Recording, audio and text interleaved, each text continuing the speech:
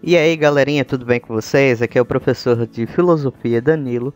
Hoje nós vamos dar continuidade à correção das atividades lá do capítulo, tá certo? Espero que todos tenham respondido essas atividades no livro para acompanhar a videoaula de hoje. Bora lá! A primeira parte da atividade, Conectar o Pensamento, fala o seguinte: Robinson Crusoe é uma personagem famosa do livro homônimo do escritor inglês Daniel Defoe.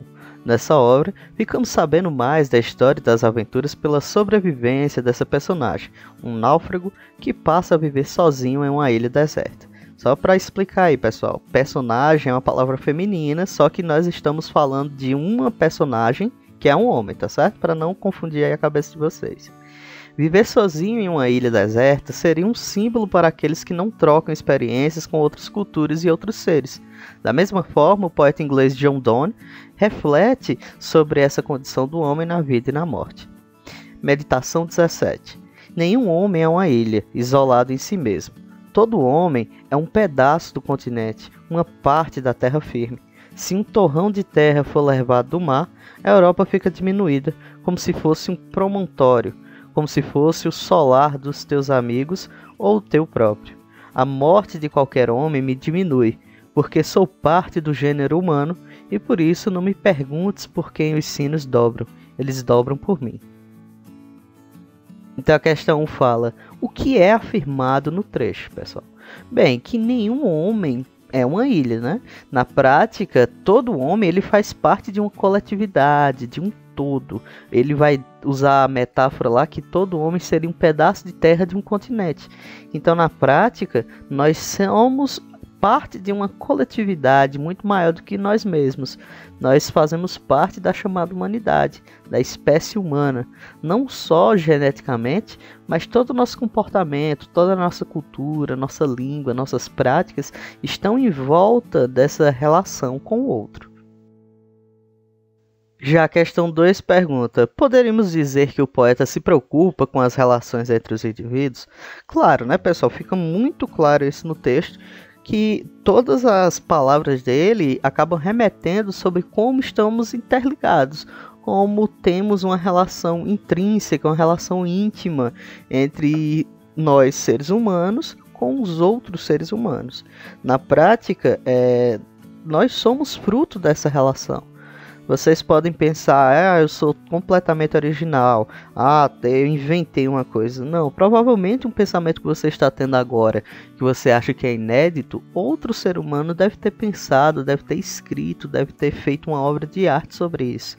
Então, somos reflexo daquilo que vivemos dentro dessa relação com a nossa própria espécie, com o próprio gênero Homo sapiens sapiens.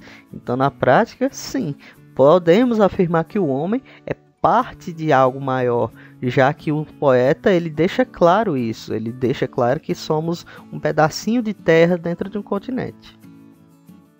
Questão 3. Por que o poeta chega à conclusão de que os sinos dobram ou tocam por mim quando alguém morre?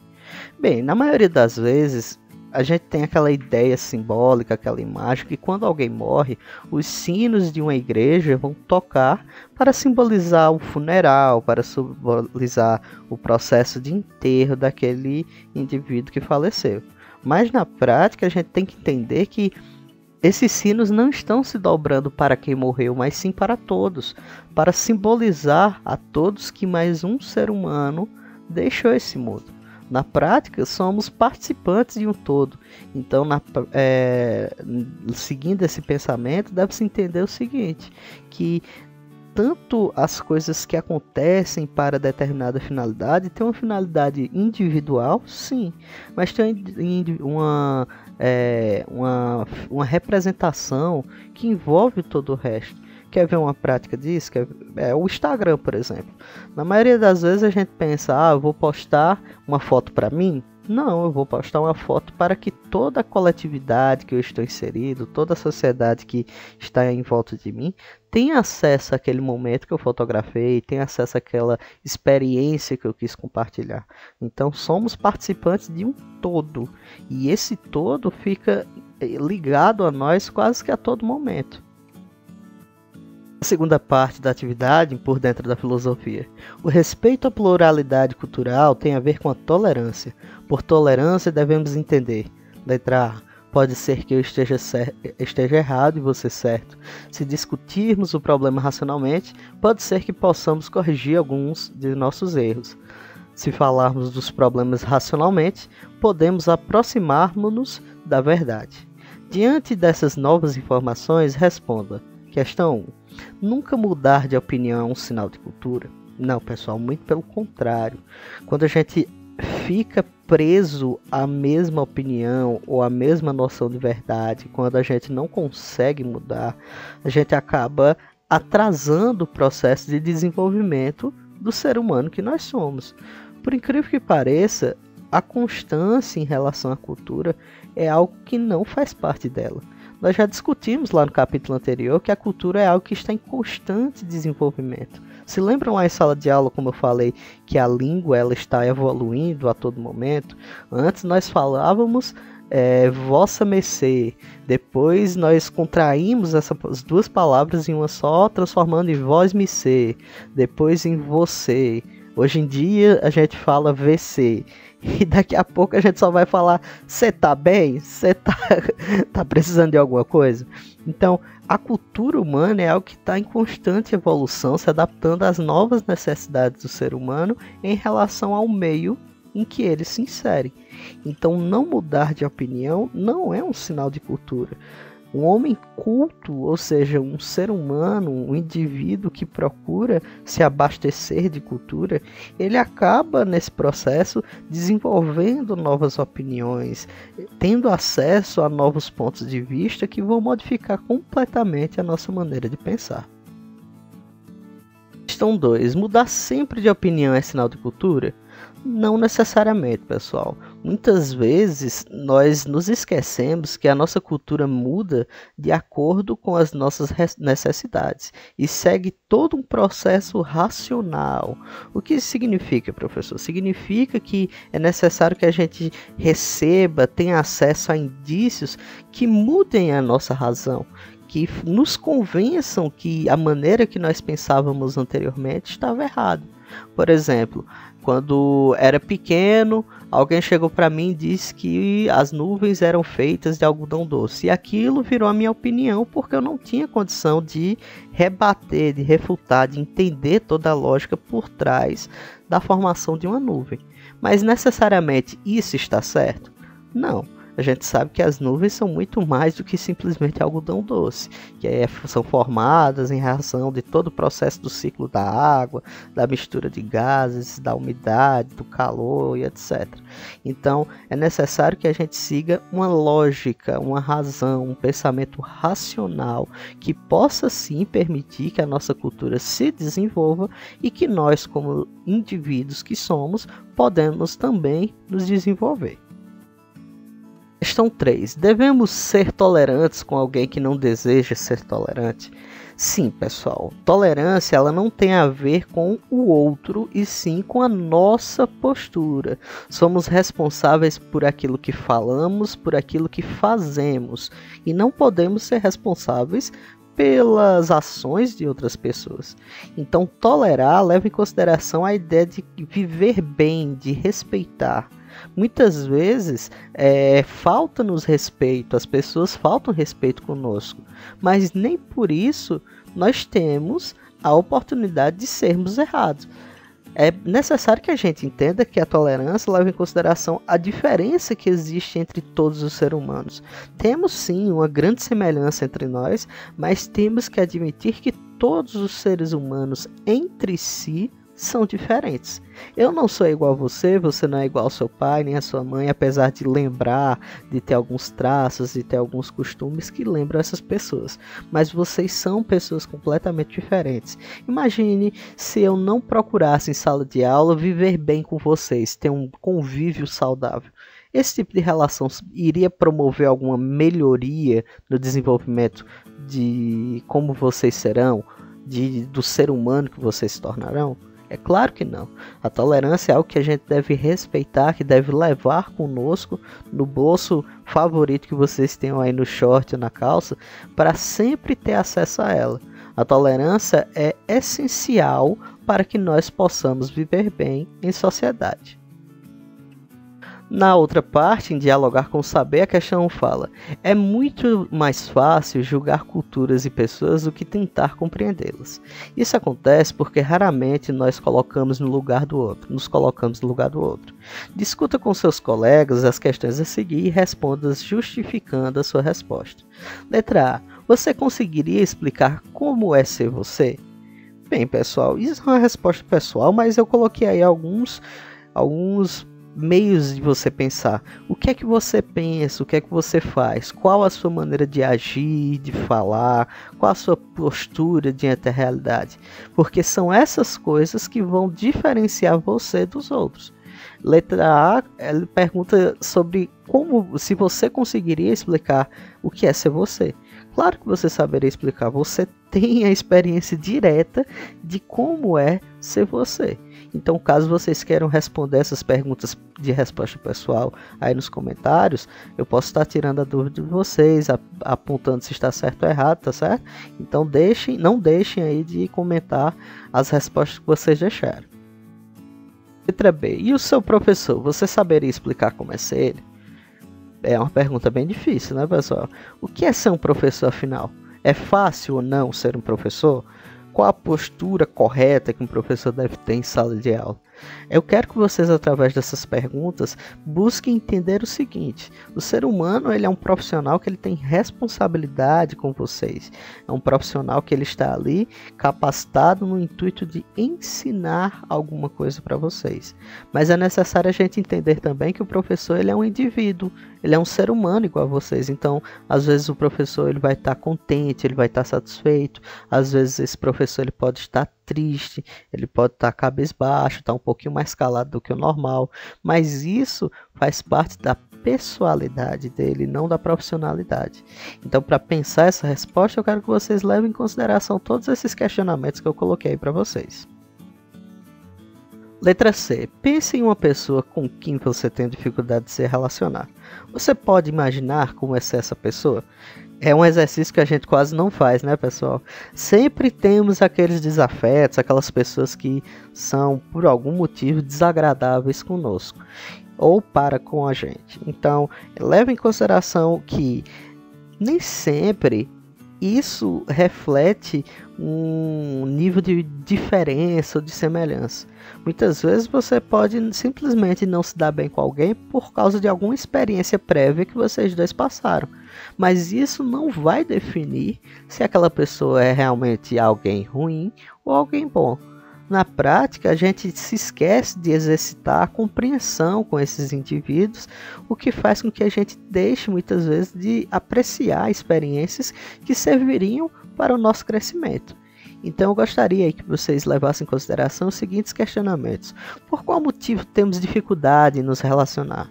É porque a gente é diferente ou semelhante? Foi algo que eu fiz ou foi algo que o outro fez a mim? Será que essa é a melhor atitude que eu poderia ter diante disso? É necessário a gente se lembrar lá do exercício da tolerância.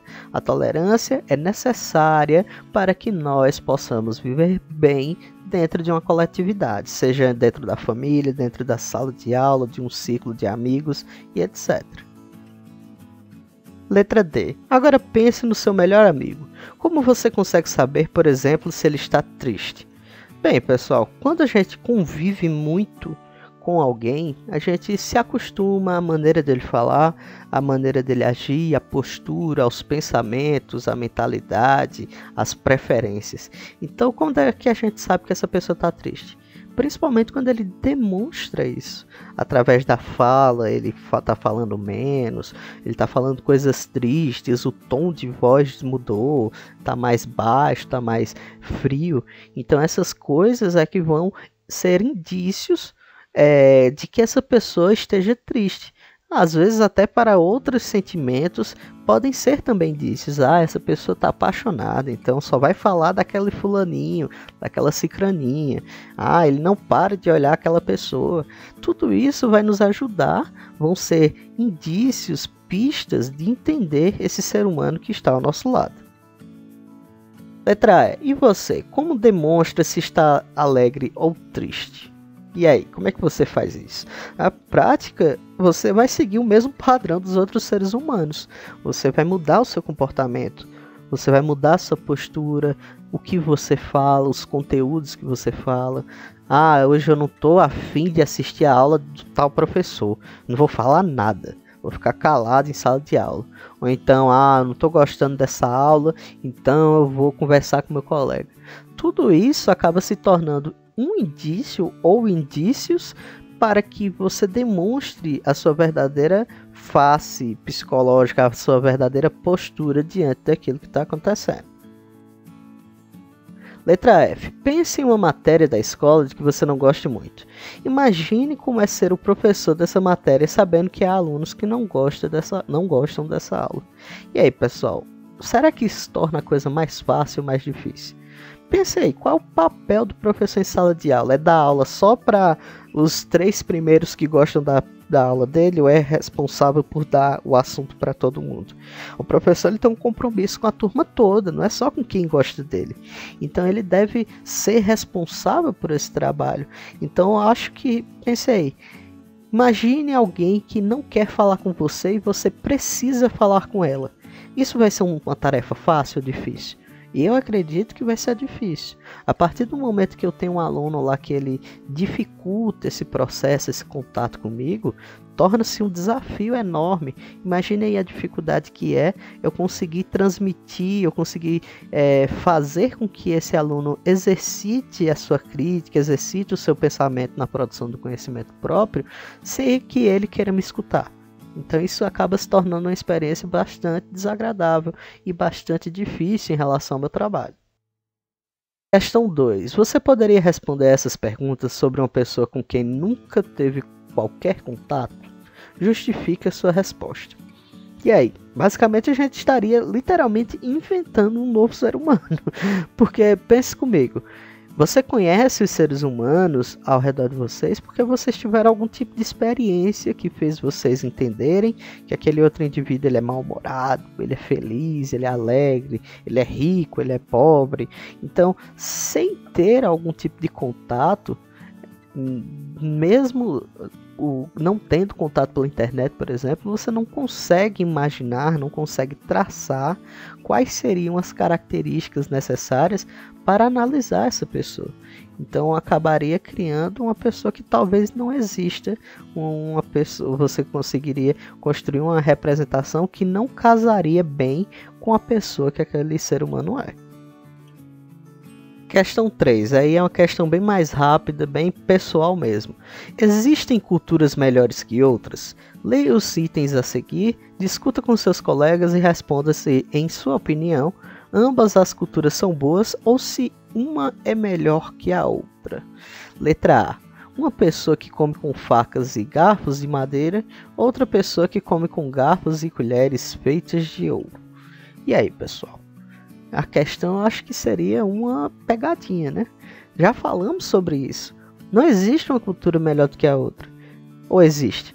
É impossível, pessoal, a gente definir se uma cultura é melhor ou pior do que a outra. Então, na prática, não podemos dizer que uma pessoa que come com garfo e faca de madeira é pior do que uma pessoa, uma cultura que come com garfo e faca de ouro. Na prática, isso seria algo muito relativo e ligado diretamente à experiência de vida, às condições históricas de desenvolvimento dessa sociedade. Então seria a gente estaria sendo injusto com essas culturas em dizer que uma cultura é melhor do que a outra. É só vocês se lembrarem lá do exemplo que eu disse. Um abacaxi é melhor do que uma maçã?